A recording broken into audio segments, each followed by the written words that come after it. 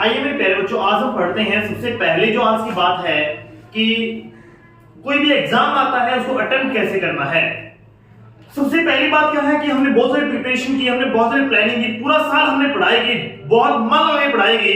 जैसे कि आज 12th का एग्जाम हो चुका है और बहुत से बच्चों ने वो मिस्टेक अभी आज भी की है और आने वाले कुछ एग्जाम्स भी बाकी हैं, जैसे फिजिक्स, केमिस्ट्री, बायो, मैथ्स की बात करता हूं, साइंस स्ट्रीम्स की बात करता हूं, या फिर क्लास 10 के एग्जाम बाकी हैं और भी जो नॉन बोर्ड क्लासेस हैं उनके भी एग्जाम चले हुए हैं। आज के टाइम पे सबसे बड़ा इशू क्या है, बच्चों को ये नहीं पता कि एग्जाम अटेम्प्ट करना कैसे है। तो सबसे पहले आज से हमें सीखना होगा कि एग्जाम को अटेम्प्ट कैसे करना है। अगर आपको बहुत सारी नॉलेज है, आपने बहुत सारा मटेरियल पढ़ा है, बहुत नॉलेज गेन कर ली है पढ़ करके, उसका तब तक कोई बेनिफिट नहीं है जब तक कि आपको अपना पेपर अटेम्प्ट करना नहीं आता। तो सबसे पहले ये सीखना है हमें कि हमें एग्जाम अटेम्प्ट करना कैसे है। किसी भी एग्जाम के अंदर, अगर मैं सब्जेक्टिव एग्जाम की बात करता हूं, मल्टीपल चॉइस क्वेश्चन ना हो जिसके अंदर, अगर मल्टीपल चॉइस भी है, नॉन बोर्ड और बोर्ड क्लासेस के लिए बात करता हूं, तो कैसे अटेम्प्ट करना है उसके बारे में पढ़ते हैं। आपके एग्जाम पेपर के अंदर अलग अलग सेक्शंस मिलते हैं, जैसे section A for the multiple choice question, section B for the short answer type of 2 marks और 1 marks question, 3 marks question, section D is for the essay type और लॉन्ग आंसर टाइप क्वेश्चन। अब आपको exam के questions कैसे attempt करने हैं सबसे बड़ा इशू है। मैं पहले बात करता हूं जैसे सेक्शन ए की। आपके पास सेक्शन ए होता है, आप किसी भी एग्जाम के अंदर जो ब्लैक और ब्लू और ब्लैक बॉल पॉइंट पेन का प्रयोग कर सकते हैं, यानी कि आपके पास 2 पेन अलाउड हैं, रेड पेन, ग्रीन पेन कोई भी अलाउड नहीं होता। आपने कभी भी एग्जाम के अंदर रेड और ग्रीन पेन का प्रयोग नहीं करना होता, पहली बात। सेकंड थिंग, आपका जो ब्लैक पेन है वो आप कहां यूज कर सकते हैं, किसी हेडिंग्स के लिए, किसी हाइलाइट्स के लिए, किसी पॉइंट्स के लिए आप उनको यूज कर सकते हैं। कि एग्जाम कैसे करना है वो सिर्फ और सिर्फ उन चीजों के लिए होता है। एग्जाम के अंदर कभी भी पूरा क्वेश्चन राइट करना नहीं होता। अगर आप पूरा क्वेश्चन राइट करते हैं तो आपका एग्जाम का टाइम कम रह जाएगा और आप अपने पेपर को पूरा नहीं कर पाएंगे। तो पहला आता है सिस्टम कि सेक्शन ए आपको दिया गया है। सेक्शन ए के अंदर अभी क्या है, मल्टीपल चॉइस क्वेश्चन है। आप पहले मल्टीपल चॉइस क्वेश्चंस,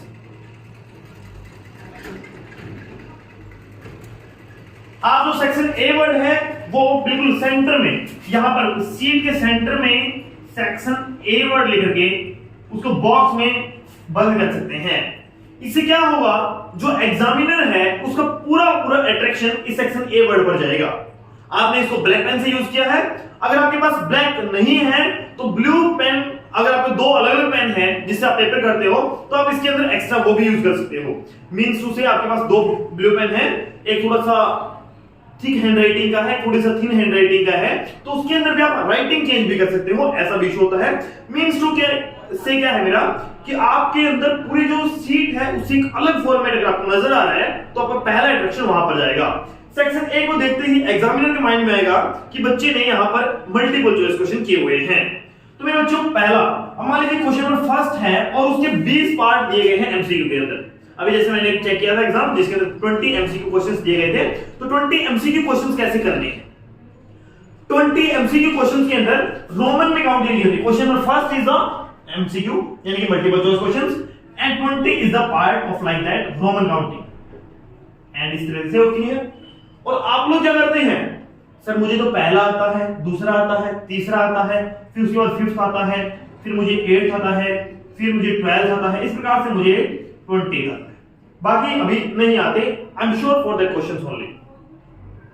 लेकिन मेरे बच्चों, जिसको थोड़ी सी स्पीड ज्यादा लग रही है, पहले बता रहा हूं 0.75 या 0.5x पर देखें, क्योंकि ज्यादा सा टाइम नहीं यूटिलाइज कर रहा हूं। जिन बच्चों को ज्यादा स्पीड लग रही है वो अपनी स्पीड को कम कर रहे हैं और जिनको कम लग रही है वो ज्यादा कर रहे हैं। तो अब क्या है, ये क्वेश्चंस आते हैं, बच्चे क्या करते हैं कि सर मुझे ये आते हैं, इसका ऑप्शन क्या था, ए था। अगर बात करता हूं, मान लीजिए इसमें ऑप्शन में क्या आता है, कोई वर्ड आता है पॉलिनोमियल, सर इसमें क्या आता है, इसमें अलजेब्रा आता है, कुछ भी आता है। मींस टू से आप लोग क्या करते हैं, जब ऑप्शन लिखेंगे तो पहला क्या ध्यान रखें, आपने ऑप्शन नंबर लिखना है ए बी सी डी और उसका आंसर भी लिखना है। कुछ बच्चे तो सिर्फ ऑप्शन नंबर लिख कर आते हैं जो कि पूरे तरीके से गलत है, कुछ बच्चे सिर्फ आंसर लिख के आते हैं, वो भी गलत हो जाता है बेटा, क्योंकि एग्जामिनर जब चेक करता है तो उसके माइंड में दोनों चीज होती हैं, ऑप्शन नंबर भी और आंसर भी। मान लीजिए आपने पॉलिनोमियल स्पेलिंग गलत कर दी है, आपने ऑप्शन नंबर नहीं लिखा हुआ तो वो नंबर काट सकता है। अगर आपने ऑप्शन नंबर लिखा हुआ है तो नंबर काटने के चांसेस कम आते हैं। मेरे बच्चों, सबसे पहला और सबसे इंपॉर्टेंट पॉइंट आपके लिए। सेकंड पॉइंट, अगर आपको एमसीक्यू क्वेश्चन आपको पता है कि उसका वर्ड का आंसर उसकी बुक के अंदर ही है, यानी कि क्वेश्चन पेपर के अंदर ही है, सिर्फ आपको आता नहीं है, दैट्स इशू। आप उनको पहले लगातार लीजिए 20 के 20 लगातार लिखने से क्या फायदा होगा? एक तो आपकी सीरीज कंटिन्यू बनेगी, एग्जामिनर को चेक करते हुए दिक्कत नहीं आएगी, और दूसरी बात क्या है कि उनके अंदर से कोई क्वेश्चन आपका अभी नहीं आता, आपको बाद में याद आ जाता है, वो रह जाता है क्वेश्चन, तो आप उस क्वेश्चन को बाद में याद करके लिख सकते हैं। या फिर कोई भी आप अगर मैं बात करता हूं बाय लक, बाय चॉइस या बाय चांस, उसके अंदर अटेम्प्ट कर सकते हैं, खाली नहीं छोड़ेंगे आप। अगर आपने आपको इस प्रकार से अटेम्प्ट किया तो क्वेश्चन में खाली रहने के चांसेस बढ़ जाते हैं, ऐसी पॉसिबिलिटी बढ़ जाती है कि आपका पेपर में वो क्वेश्चन छूट भी सकता है। Is it clear? First and the foremost important point for you. अब बात करता हूं सर, ये तो चलो ठीक है, बात एमसीक्यू की हो गई है। इसके अंदर मैंने आपको क्या-क्या बताया? मैंने बात पहले बताया कि सेक्शन ए अगर आप यूज कर रहे हो, जरूरी नहीं है कि पेपर के स्टार्ट होते ही आपको एमसीक्यू करने, इट डजंट मैटर। आप कोशिश क्या कर सकते हैं, बेसिक से आप ऐसा क्वेश्चन कीजिए जो आपको बेस्ट आता है। पेपर शुरू करते हुए first impression is the last impression, ध्यान रखिए इस बात को। पेपर शुरू होते ही सबसे पहले आपको ये बात ध्यान रखनी है कि आपको जो क्वेश्चन सबसे बढ़िया आता है उसको हम अटेम्प्ट करेंगे।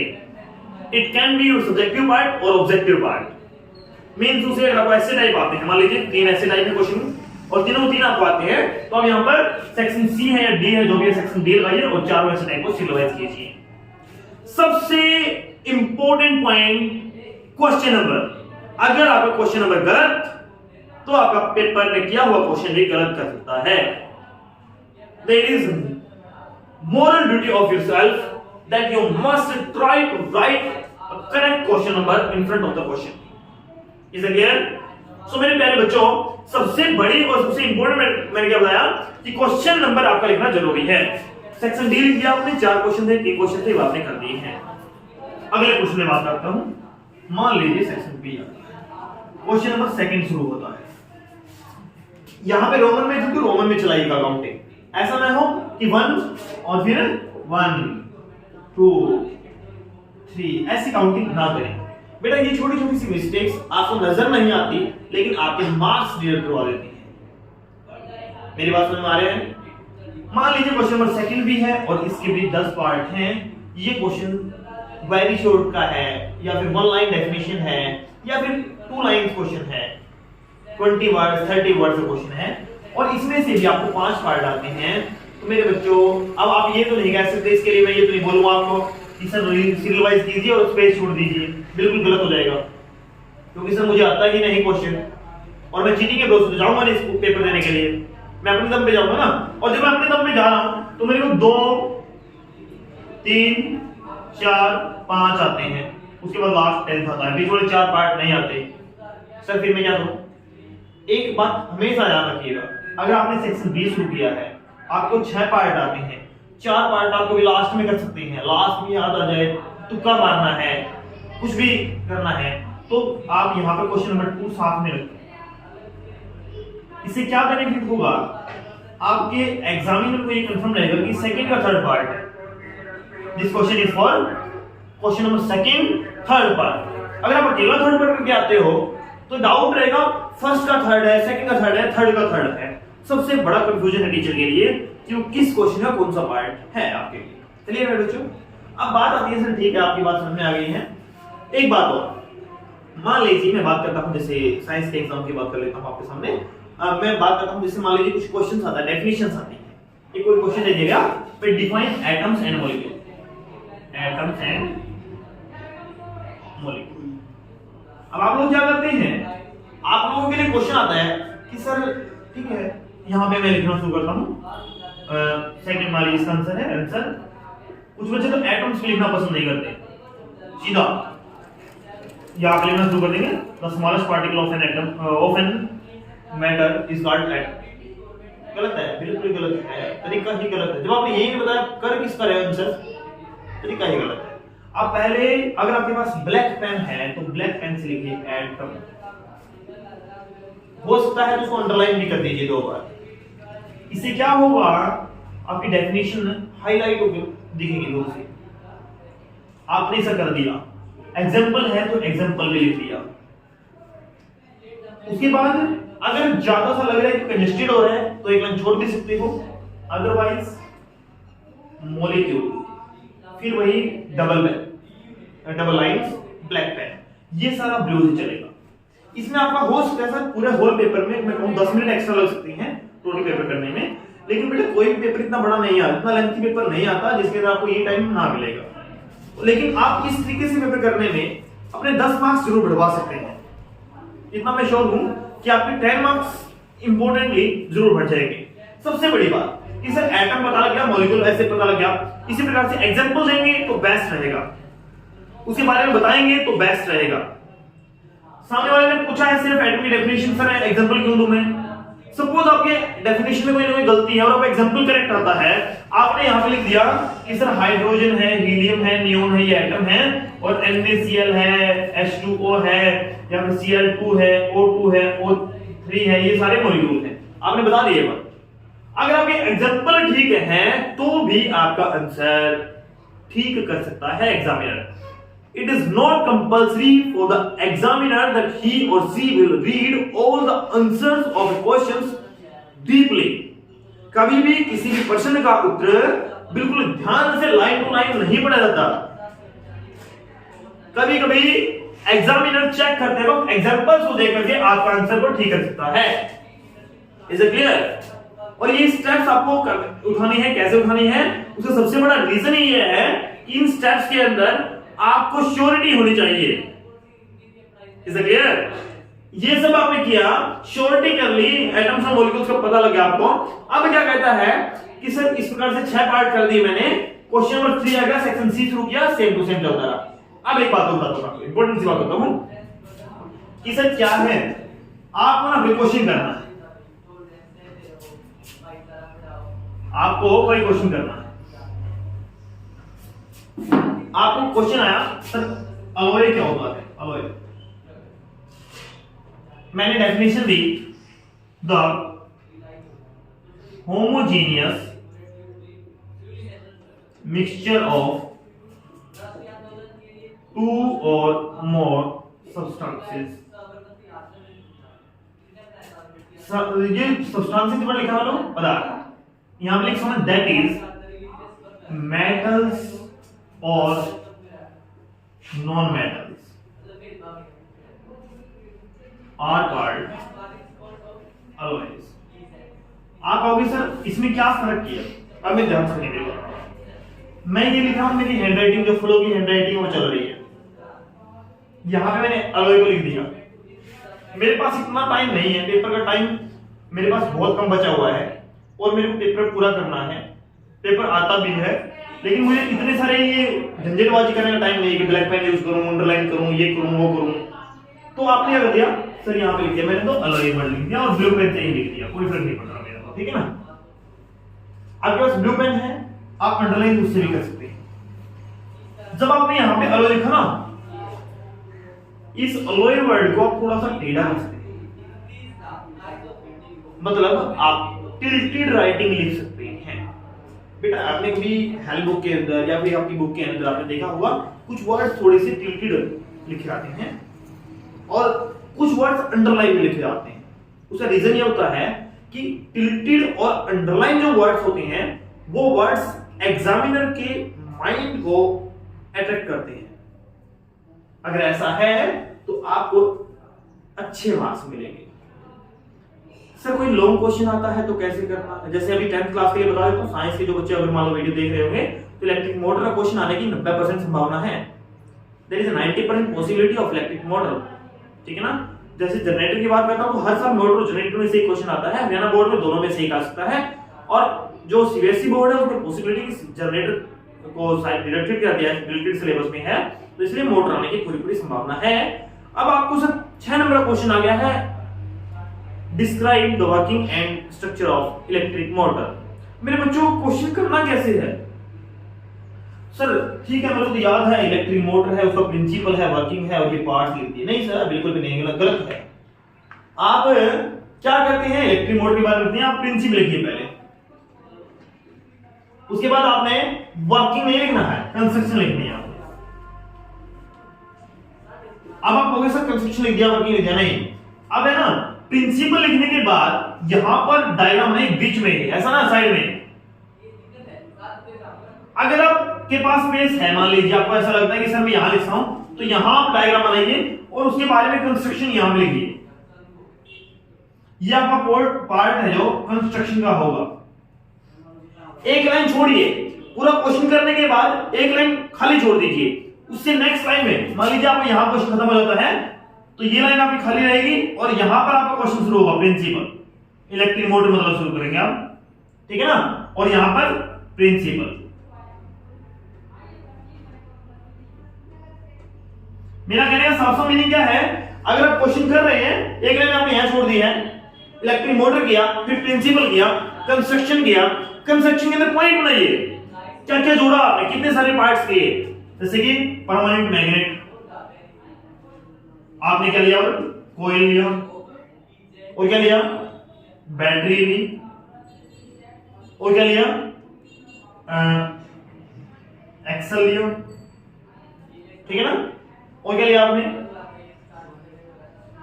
क्या लिया, ब्रश, कार्बन ब्रशेस, है ना। तो मेरे को इस कोयल को क्या बोला गया यहाँ पे, आर्मेचर। तो ये सारे पॉइंट्स लिखिए, पहले इनके बारे में बताइए ये पॉइंट्स क्या हैं, कैसे आए हैं, वो लिखेंगे आप। तो लिखने के बाद तो क्या होगा, जो आप लिख दोगे, लिखने के बाद क्या होगा, ये जो पॉइंट्स हैं आपको फिर डिफाइन करेंगे। आपने पहले लिखा सर मैंने लिया, किस पर्पस से लिया, नेक्स्ट स्टेप आएगी। ये परमानेंट मैग्नेट्स मैंने दो लिए, एक मैंने नॉर्थ की तरफ का, एक साउथ की तरफ रखा, फिर उसके बीच में क्या है, आर्मेचर लगाई। इस प्रकार से बेटा बनाइए उसको। जितना डायग्रामेटिकली बनाओगे उतना बहुत बढ़िया रहेगा। ये तो क्या था जो आपको आता है। अब उन बच्चों के लिए जिनको कुछ भी नहीं आता, ठीक है ना, और पास होना चाहते हैं, उनके लिए बताता हूं मेरे बच्चों, मोस्ट इंपोर्टेंट चीज है, अगर आपको अटेम्प्ट करना होता है तो भी आप कुछ ना कुछ नंबर लेके जाएंगे। मैं मैथ्स के क्वेश्चन की बात करता हूं। आपको ये क्वेश्चन दिया गया, मान लीजिए कि सर मेरे पास कोई रेक्टेंगल है, उसमें से सर ऐसे ऐसे कोई ट्रायंगल काटी गई है, मुझे सर इस शेडेड पोर्शन का एरिया पूछा गया है, और मेरे को तो नहीं पता सर, ये ना तो मुझे ये पता रेक्टेंगल का एरिया क्या होता है, ना मुझे ये पता क्या, सब कुछ मुझे कुछ भी नहीं पता, सिंपल बात। तो सर मैं क्या करूं, मेरे को ये क्वेश्चन करना है, कैसे करूंगा। ठीक है कोई बात नहीं, आप कुछ भी नहीं आता, मुझे कुछ नहीं आता, कोई बात नहीं। आप क्या कीजिए, आप क्वेश्चन नंबर जो भी मान लीजिए 2 डाल दिया मैंने, 2 डाल दिया।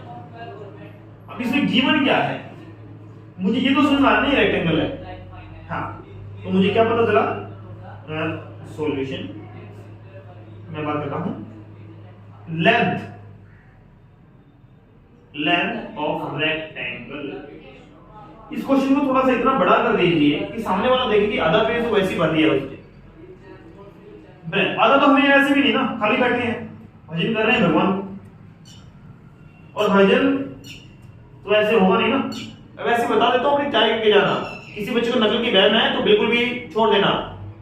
सरकार की स्ट्रिक्टनेस के अकॉर्डिंगली पिछले 2 साल में कोरोना में जो आपने मजे लिए हैं उसका सारा का सारा हिसाब अभी चुकता हो जाएगा। लेकिन फिर भी कोई बात नहीं, जिन बच्चों ने नहीं पढ़ाई किसी भी रीजन से, ब्रेथ ऑफ रेक्टेंगल अब निकालना क्या है, एरिया, बीच में क्या है, ट्रायंगल। ये क्या बना दिया मैंने, एक यहां पे मैं साइड में फिगर बनाऊंगा इसका, ऐसे कैसे, ये फिगर यहां उतारूंगा। फिगर बनाने से मैं बताऊंगा सर ये भी कितनी आ गई 10, ये कितनी आ गई 20। आगे मुझे फॉर्मूला नहीं पता, ना तो मुझे एरिया का पता ना उसका एरिया का पता। इतना छोड़ दूंगा तो 1 नंबर है 4 नंबर क्वेश्चन में से, 3 नंबर का तो भी 1 नंबर देगा टीचर, छोड़ेगा नहीं, खाली नहीं मिलेगा आपको, टीचर कांटा नहीं मारेगा। Given as per CBSE norms, if you are writing a given to proof and diagram will be mentioned in your answer sheets, then you will get half and 1 marks for that question. So my dear students, you must take care that if you are doing your well in your examination sheet, then you can get good marks. खाली नहीं छोड़ना है, खाली नहीं छोड़ना है बच्चों। अगर आप खाली छोड़ोगे तो खाली रह जाओगे बेटा। और इसके लिए सबसे बड़ी बात मैं क्या बता रहा हूं कि आपको इस प्रकार से करने पर भी नंबर मिलेंगे, फेल नहीं होंगे, ठीक है ना। और सबसे बड़ी बात क्या बताई मैंने, क्वेश्चन नंबर माइंड में रखना। सबसे बड़ी गलती क्वेश्चन नंबर की है। दूसरी गलती वर्ड्स हाईलाइट करने की है। तीसरी गलती लाइन छोड़ने की, कंजेस्टेड नहीं करना। मैथ्स के बच्चे, मैथ्स में पेपर आते, मेरे पास आता है पेपर मैथ्स, यहाँ पे साइड में बहुत रहा। कई बार क्या होता है, मल्टीप्लाई यहाँ पे करने शुरू किया 2 3 5, ऐसे कोई बड़ी सी मल्टीप्लाई थी, लाइन यहाँ पे लगाई हुई है, वो यहाँ से ऐसी ऐसी यहाँ तक आ जाएगी बाहर। क्यों भाई, क्या रीजन है इसका? इसको वहां से शुरू करना चाहिए ना 6 को। और कोशिश कीजिए, जरा काम कर रहे हो एक साइड में पेंसिल लिखिए, आप पेंसिल रख लो, कोई बात नहीं, मल्टीप्लाई करने के बाद रेज भी कर सकते हो, लेकिन इतना ही रेज मत कीजिए कि पूरा साफ करना है, आपको दिखाना नहीं, क्योंकि एग्जाम में पता होना चाहिए आपने मल्टीप्लाई की, चीटिंग करके पेपर नहीं किया, तो आपकी मल्टीप्लाई रहनी चाहिए, लेकिन आपकी लाइन के अंदर रहे। आप लाइन पे से यहां पे लगा लें। अभी बोर्ड के अंदर एक्स्ट्रा सीट नहीं मिलती कुछ भी, 32 सीट्स का पैक आता है, वो 32 ही मिलेंगे आपको। अगर आपको पेपर उसमें आधा रह जाता है तो भी आपके हेडेक है, पूरा हो जाता है तो भी आपके हेडेक है, और बच जाती है तो भी आपके हेडेक है। वैसे मैं आपको बता दूं, ऐसा कुछ नहीं होने वाला, पूरी सीट बच जाती हैं, एक्स्ट्रा होती है सीट आपके लिए, 32 सीट्स आपसे भरी नहीं जाती हैं। लेकिन मैं बता देता हूं कि पहले लाइन ऐसे लगा लीजिए बेटा, मैथ्स है तो इतने सारे में काफी है सब स्पेस, तो आप उसको ऐसा मत कीजिए कि लाइन से बाहर आ रहा है, आप यहाँ पे कुछ कर रहे हो, अब मल्टीप्लाई करनी थी, कुछ बच्चे करते हैं पेज के ऊपर ले जाते हैं area of triangle 1/2 base into height, ऐसा नहीं करना ना, गलत है तरीका। क्यों भाई, जो चीज करनी है करेक्ट तरीके से, कटिंग ना हो पेपर में, ज्यादा व्हाइट पर फ्लूइड का यूज ना हो, जो कुछ कर रहे हो स्पष्ट दिखे, स्पष्ट रहे, काम खत्म। फालतू की कोई टेंशनबाजी ना आपकी, ना एग्जामिनर की। आप इस तरीके से पेपर करके आइए कि सामने वाले को, चेक करने वाले को पूरा पेपर हमें समझाना है, उसको आता नहीं है, पहली थ्योरी। दूसरी थ्योरी, अगर हम उस पेपर को चेक करें तो कितनी आसानी से चेक हो जाएगा। जितना एग्जामिनर का पेपर चेक करने में आसानी होगी, उतना आपके लिए बेनिफिट होगा, और वो बेनिफिट क्या करेगा, आपका नंबर दिलवा देगा। अब मेरे हाथ में चाय का कप है और मैं पेपर चेक कर रहा हूं, और मुझे अगर मान लो बार बार क्वेश्चन पेपर पलटना पड़ रहा है, पहले पहला क्वेश्चन है, फिर लास्ट क्वेश्चन है, फिर बीच वाला क्वेश्चन है, मुझे 15 बार अगर एक पेपर के अंदर सीट पढ़नी पड़ती है क्वेश्चन देखने के लिए, तो मेरे लिए बहुत बड़ी हेडेक है। ठीक है ना, कुछ क्वेश्चन ये मिलते हैं, कोई सेम है मैथ्स की है, उसमें मैंने पहले से गिवन जो वर्ड है वो लिख दीजिए, ताकि एग्जामिनर को चेक करने में दिक्कत ना हो। मेरे बच्चों, इस प्रकार से अगर आप पेपर अटेंड करते हैं, then you can get good marks. और इसी तरीके से अगर आप अच्छे पेपर को करके आते हैं तो आपके अच्छे मार्क्स जरूर आएंगे। और मेरी तरफ से आज आपके 10th और 12th या नॉन बोर्ड क्लासेस के भी जो एग्जाम स्टार्ट हो रहे हैं, wish you all the very best. मैं उम्मीद करता हूं कि आप सबके एग्जाम बहुत अच्छे होंगे। Thank you so much.